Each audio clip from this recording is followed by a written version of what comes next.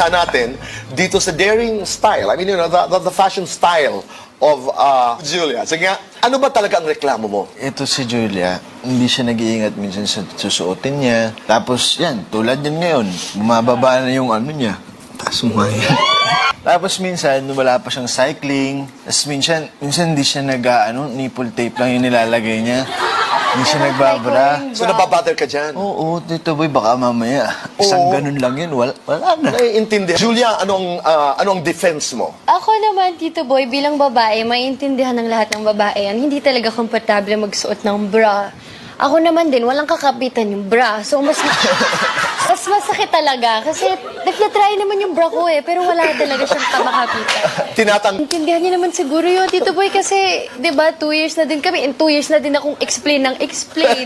Yung cycling naman, hindi talaga siya komportable din. At saka, yung mga outfit dito